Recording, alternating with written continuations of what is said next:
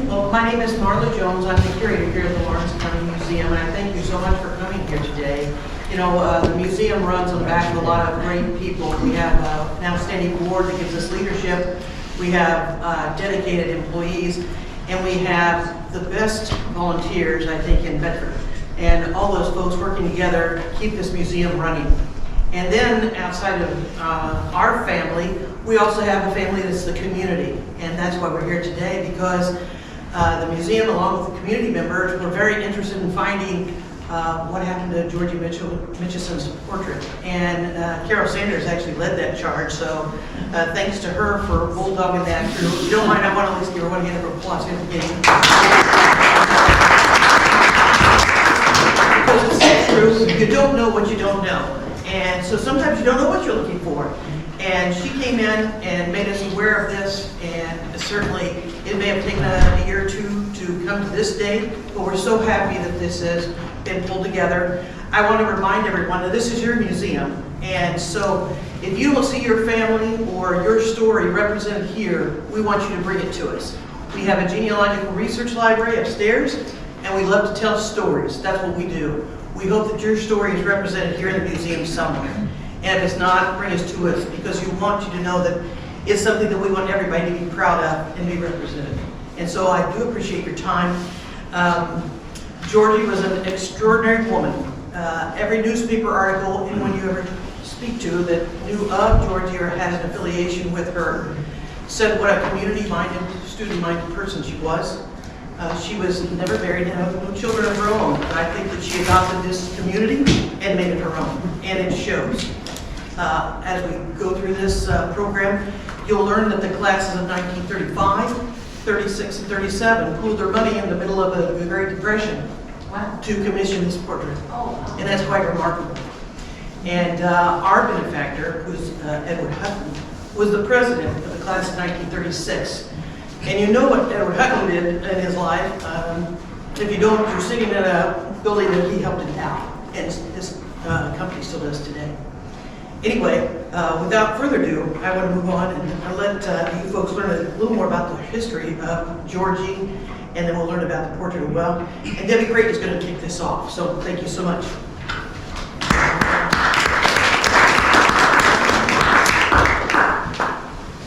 So having been raised in Bedford, I never knew anything about Georgie until about a year and a half, 2 years ago.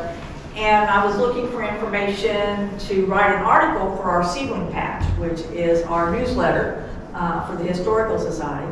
And my husband, who had done some research on Bedford High School, he's from Alabama, why he would want to do that, I don't know. But anyway, he did. And so he mentioned Georgie to me, and so I started looking into her. And she's a fascinating lady.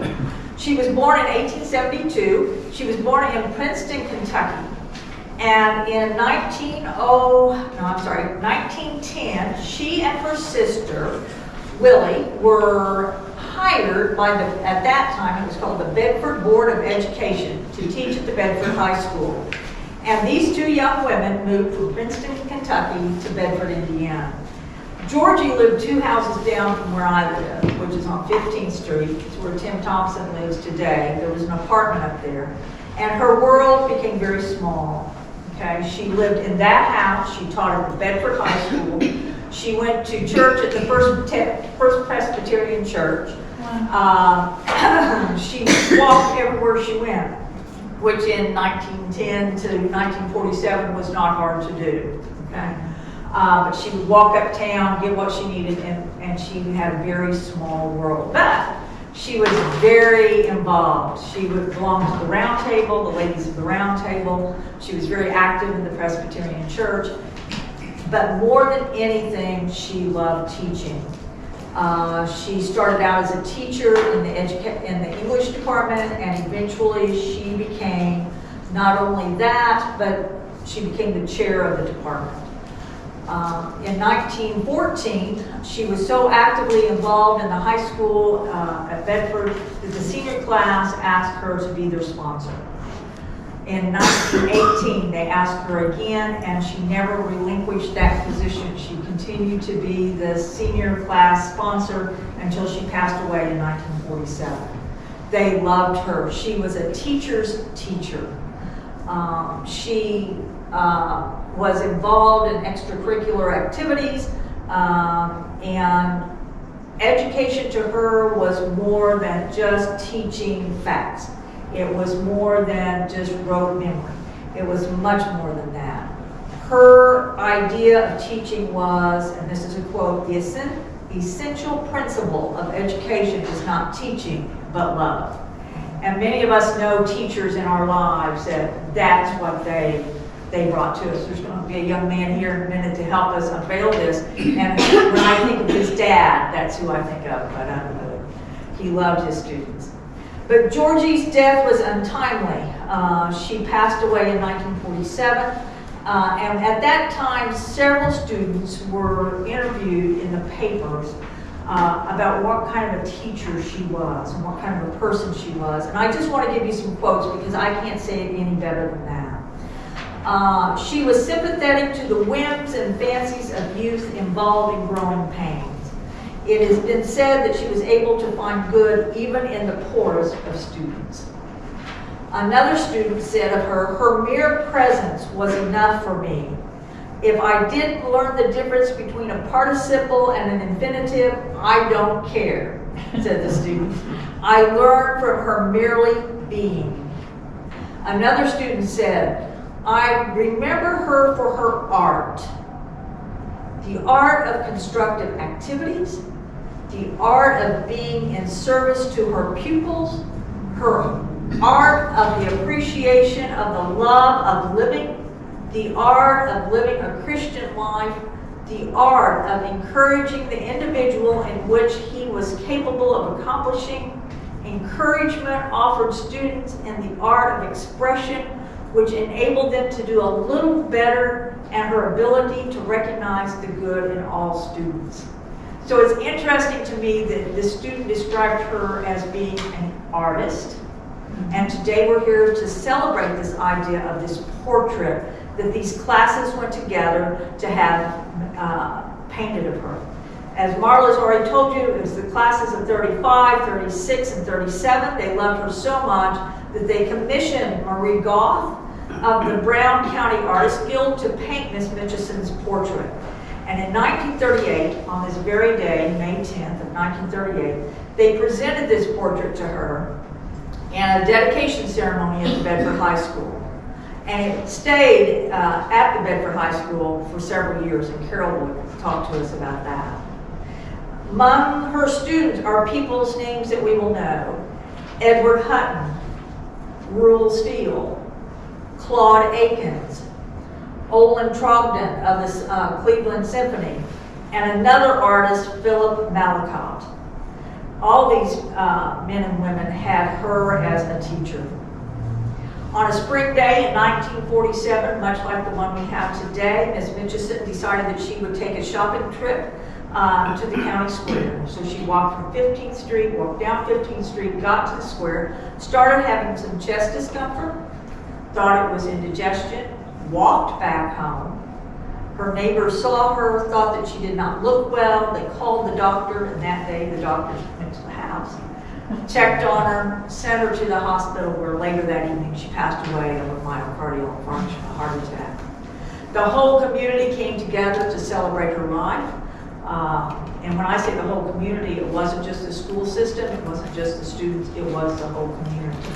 And so I'm glad to see that today we have an eclectic group of folks here to help celebrate her life as we look at her portrait. That portrait, as I said, hung in Bedford High School for the whole several years, and then it went on trips.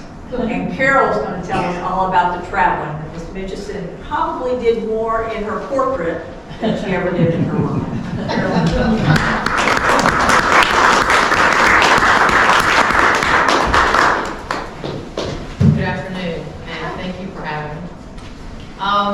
And she's right. I'm here to speak to you today about the timeline and the journey that this portrait has taken over the last 87 years. And so we'll start at the beginning in 1938, when this portrait was unveiled at the Bedford High School. The auditorium was filled to the brim. There wasn't a seat left, with faculty, students, The community, friends, family, even former students came back because she was such a beloved teacher. And of course, the artist Marie Goff was there in attendance as well. Now, Miss Georgia Mitchusson, the subject of the painting, wore for the ceremony back in 1938 the same velvet blue gown, which you'll be able to see here in a moment when it's unveiled.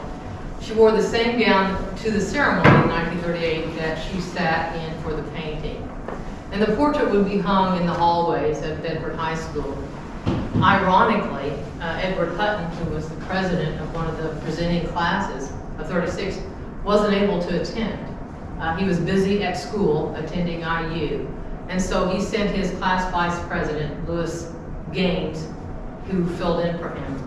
At the end of the day, Marie Goff and her traveling companion, who was an artist, B.J. Cariana, they had to leave that day for another presentation to be held at Indiana University, and that was the unveiling of another one of Goff's portraits, the painting of the IU Women's Dean, Agnes Wells.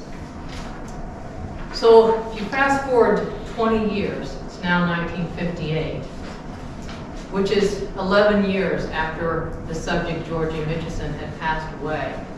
And a brand new Baldwin electronic organ is being presented to the high school in her name. In fact, they named it the Georgia Mitchusson Memorial Organ. And the presentation is made by the music teacher at the time. Her name was Miss Catherine Keach. In a newspaper photo of this event, you can see the organ, you can see Miss Keach, and you can also see the portrait, this one here, that's off to the left of the organ console. The caption of the photo in the paper says, "The portrait hangs in the halls of BHS," which is great, because that's where it was supposed to go. Now, Miss Catherine Keach, making the presentation that day, the music teacher, she had graduated from Bedford High School in 1918. So she was one of Georgia Mitchusson's students. And also, she came to work there later, so before Georgia passed away, so she was also a fellow colleague. So you fast forward again, it's now 1966, and there's some talk in the school system of consolidation. There's talk everywhere of consolidation.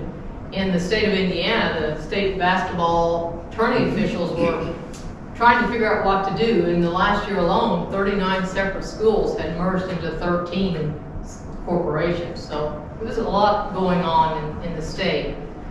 And here was no different. There was also talk of consolidation. Also, Miss Keach was undergoing a change. She was getting ready to retire. Now, she had an office in the old administration building that was across the street from the Bedford High School, which was located at 1415 15th Street. Some of you may remember the name we all assigned this building as the Castle. And so, at that time, in 1966, this portrait had now been moved from the hallways of Bedford High School to the administration building, where Miss Keach, the music teacher, had her office. Now, she was getting older, she was retiring. And so then superintendent, concerned about the consolidation, concerned about where things like this portrait would end up after there was no longer a Bedford High School, suggested to Miss Keach that she should just take that portrait home. And she was thrilled. She loved Miss Mitchusson, and so she took the painting home to 1405 M Street, where she kept it for the next about 8 years. In those 8 years, she'd been doing all kinds of things that teachers do when they retire. But in 1974, she had been busy the last year dealing with the death of her sister, who was Mrs. Edith Emery. And she had died in 1973. And I think, like many of us, as we grow older and our parents and sisters or siblings pass away, we start to think about, what are we going to do with all this stuff? Yep. And so she thought the same thing. Now, her sister's family, the Emery family, had already established a memorial fund for the Bedford Public Library because Mrs. Emery was an important part of the library, having served on the board there for some time. And so, along with her friend, Miss Keach's friend, Kay Emery, who's here today, Kay's right here, they decided that they would take the golf painting to the Bedford Public Library. The Emery family had purchased a painting that would hang above the south fireplace. And they thought, Kay and Miss Keach thought it would be great if the golf painting hung above the north fireplace, which is where a lot of us in the room remember the painting hanging. I know I did. And so now the portrait, much to Miss Keach's, I'm sure, delight, is only a 4-minute walk from her home. Now, just 3 years later, in 1977, the school system has now consolidated, and they are having a special event to celebrate the arts and culture. And they have a bunch of art that they have taken out of all the other buildings, and they're going to put on a show. It's called Indiana Night. And some of these paintings were pretty neglected. There was some T.C. stills and some graphs. Also, the golf painting. It wasn't neglected. It was still hanging in the library. But they knew it was there, and so they chose to go and get it. And the library gave it up. And it was put in the show for the event. But after the event, the library said, we want that back. And the school system said, okay. So it went back to the library in '77 and hung there for some time until the library was remodeled. Now, the library, the old Carnegie Library, which is just over here, underwent a major renovation in 1984. It was being renovated, it was being expanded, and the library director at the time, Susan Miller, was worried about this painting, what would happen during all this construction. And so she asked a staff member, Jan Southern, if she would mind taking the painting home with her to keep it safe during this phase of the construction. And so Jan did. She and her husband, Tom, lived at 1722 23rd Street, which is near Dunn Hospital, old Dunn Hospital. And so she carefully hung the portrait in her parlor. And she recently told me that the room had leaded glass and oak columns, and she just could imagine that the portrait looked like it would be some kind of ancestral owner of her home. She was an art lover, and she is an artist, and she admired Goss brushwork, which we'll get to do here in a minute, while sitting on her Chesterfield sofa drinking her morning tea. So she believes she kept it for a couple of months and then gave it back over to the library where it continued to hang. So 10 years after that renovation, I found another snippet in the newspaper. It was still at the library, but it wasn't over the fireplace anymore. In 1994, there was an article in the Times-Mail written by staff writer Eleanor Heinball, and she was reviewing a book called The Artist of Brown County. And Eleanor was a good writer, and she was trying to connect this book to people in our town, in Lawrence County. And she noted in the article that readers would be familiar with the pictures in the book and the portraits done by Marie Goff because a portrait of Georgia Mitchusson, she says, hangs in the community room of the Bedford Public Library. So in 1994, it had moved from the fireplace to the new, or newer, just 10 years old, community room in the library. Now, the last mention I could find in the newspaper of this portrait was in 1996. And that's when the school system decided, okay, we're really going to round up all the artwork. And this time we're really going to get it assessed. And they did in 1996 with a firm in Indianapolis. Then superintendent noted in the article in the paper that this painting had been loaned for display to the Bedford Public Library. And so they went and got it this time, and the library handed it over. And so the paintings were appraised, and redistributed throughout the school system. Now, at that time, in '96, I'm not sure where this went. I'd like to think that it went back to the old Bedford High School building, because that's where it was originally hung, but I don't know. When I started searching for this portrait in 2023, I made a lot of phone calls. Some of you are sitting in this room. And I was looking for it, and I called the Brown County Art Guild. And they told me that in 2010, someone from the school system, they didn't have a name, so we can't blame Steve. We're looking for a value for this portrait. And then that was the end of my trail. It went dead. And so I'd pretty much given up hope that we'd find this. I had worried that maybe it was lost forever, it had been trashed, or you just don't know. When I got a phone call from Mr. Underwood from the school system, and the first thing he said was, "Guess what I found?" And I knew.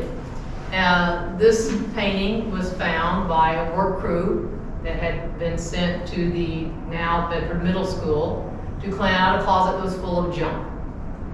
Now, thankfully, someone in that work crew, when they pulled out this photo, or this portrait, I'm sorry, realized it wasn't junk. And so they took it to the office and said, "Hey, I'm sure they said, hey, anybody know anything about this?" And thankfully, because I had made a pest of myself a year and a half before, the women, the workers there, the staff in the office said, "You know what? Carol Sanders and Steve Underwood have been looking for that." And so it was now rediscovered. And so after some refurbishing that Gene Abel has done to this, the glass was replaced, the frame was cleaned up, the backside was redone. It's now here on display. The school system has graciously donated it here, where they know it's going to be kept, well kept, and enjoyed by the public. And so the painting that was funded in part by Edward Hutton has now found its home back here in this building, and I think that Mr. Hutton would be pleased. If anyone would like, I have packets of some of the newspaper articles I've referred to, and I'll be glad to give you a packet so you can see the trail that I follow. Thank you. Thank you.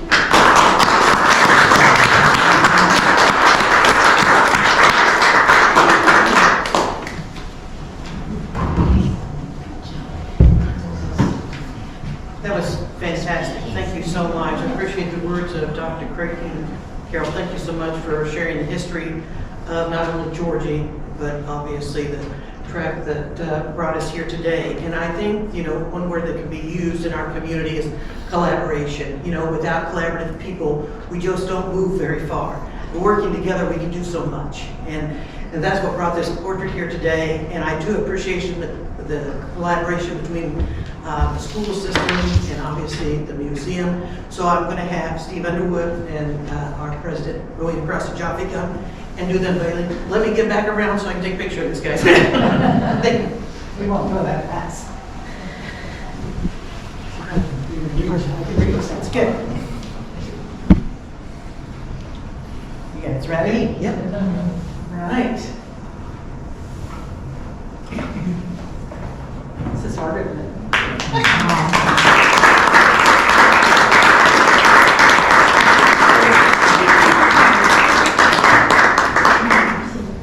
Looks great. Original frame? Yes, the frame is original, and the only thing that changed is the glass. I think it got changed, and the back got changed, but the frame is original. And why don't you tell them about your grandmother? My grandmother, for a while, Catherine was her name. We called her Tot. My older brother Art's name. And they lived together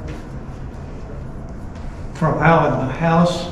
I don't remember being on 15th Street. I remember being on M, but I'm sure I'm wrong, Dr. Creighton. But they lived together. Was that a boarding house or apartment or? Just an apartment. I think a couple of different people lived there. A family downstairs, and then there was an apartment upstairs. Yeah. And that's where she lived. Well, then my father became worried about my grandmother's health. And so my grandmother moved in with us on the house on K Street, where the Houck House is now. And, but I remember very well the day she died, Miss Mitchusson, because my father was concerned about telling my grandmother. So at that time,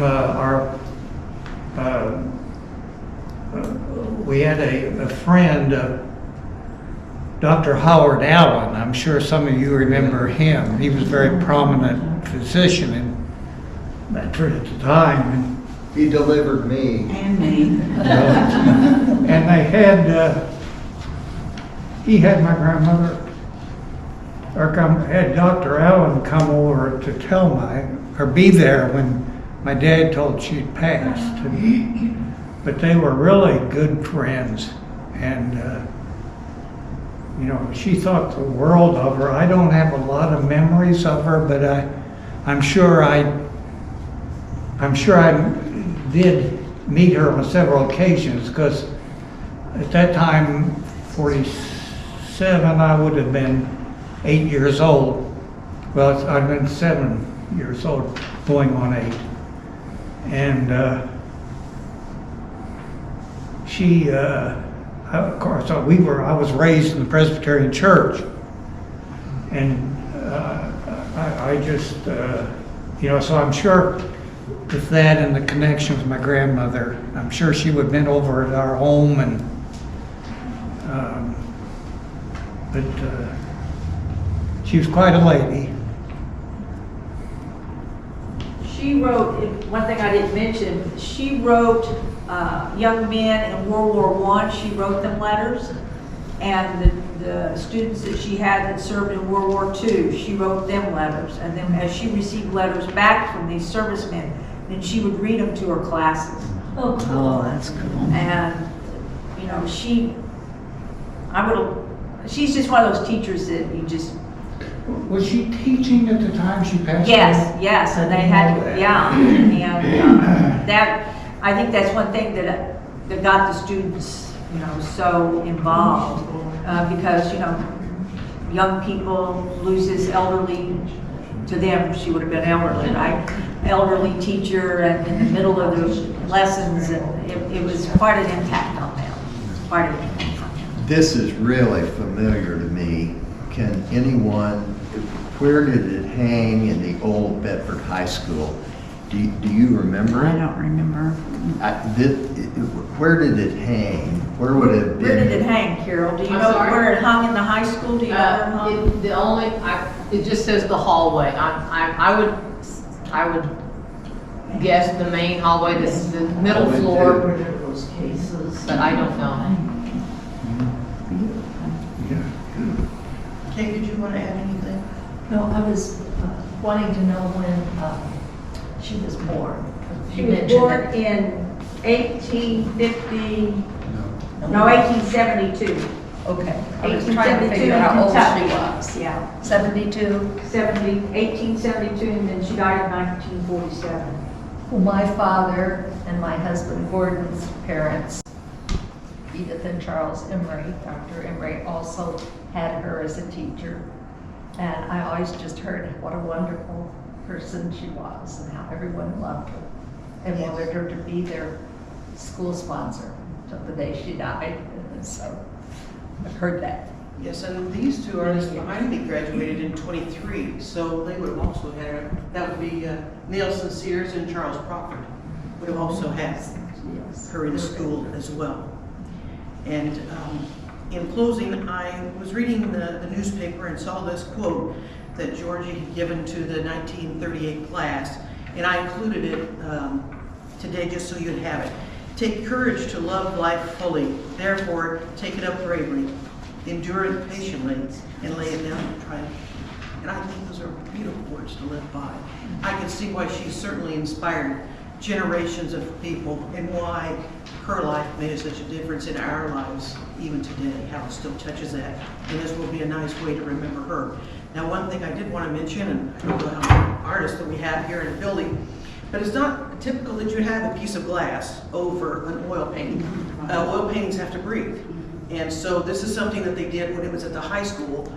The painting immediately to your right, my left, or whatever, this one. The ladies of the round table actually helped purchase that. And at one point at the Bedford High School, it was damaged. So my thought is, because they had some priceless works of art or important works, and a few weren't always respected by the students. Many were, as we can see. But my thought is they probably put the piece of glass over it, and it's raised enough that it does breathe, which is, like I say, very unusual, and that's the only reason I bring it up. You don't typically see an oil painting with a piece of glass over it. But it has the space and a vapor barrier, so it breathes, and you can see all these years later, 87 years to the day, it's in perfect shape. So we're thrilled to have it. Now, the two other things I have to share with you today is, number one, we have a lovely refreshment table, and I would invite all of you to stay and talk, enjoy the painting, and I'd love to have you all have your picture taken with us. So I'm going to ask you folks to all come up here and stand with Georgia, and let's get a picture of all of us with her today. So if you don't mind that, if no one has anything else to share, go ahead. I'm curious. I see a space down below the painting for maybe a little plaque to be We do. funded by people.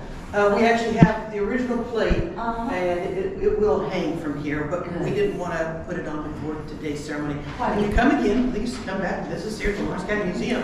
You'll see it hanging there. The original plate was over the artist's signature, had been stuck with some sort of adhesive. Already gone. And so when Abel. Gene Abel restored it, he took that off, and he was going to have it recarved, Yes. but they couldn't do it. So he had another one carved, so that we'll hang on two little chains underneath there. This artist, Albert Miller, graduated from Bedford High School in '36. Yes. So he was undoubtedly one of her students as well. And I think he has the famous limestone quarry scene that's also in the gallery. If you haven't seen it, kids go nuts over it because they have, wait for it, naked people swimming in the quarry. And so kids are kind of taken aback. Hey, I don't think he has anything on. Anyway, but it's to that renowned artist that's also represented there. I heard someone say assessed. It was assessed, Carol, I think, mentioned it was assessed when they had the display of all the art from all the schools. Has this been assessed recently? No, not that I'm aware of. Robin? No, it has not been appraised. And Appraised, yes. if you go online and look at, we've got their portraits done in a similar style, and the prices are all over the map. So I think the highest value I saw, and I didn't do any kind of study, I was just curious. The highest value I saw for a portrait was somewhere in the $20,000 range. So it's definitely, I mean, NLCS has a priceless art collection. And I guess that superintendent who did those, got those for the restoration of the painting after it was donated to the museum. So that was another wonderful collaboration with NLCS, and we look forward to many more, hopefully. Yes, thank you so much for this gift. We do appreciate it. And thank you for coming today. You invite folks, you never know who's going to come, and we just enjoy sharing the history here in Lawrence County with everyone. So thank you so much for coming.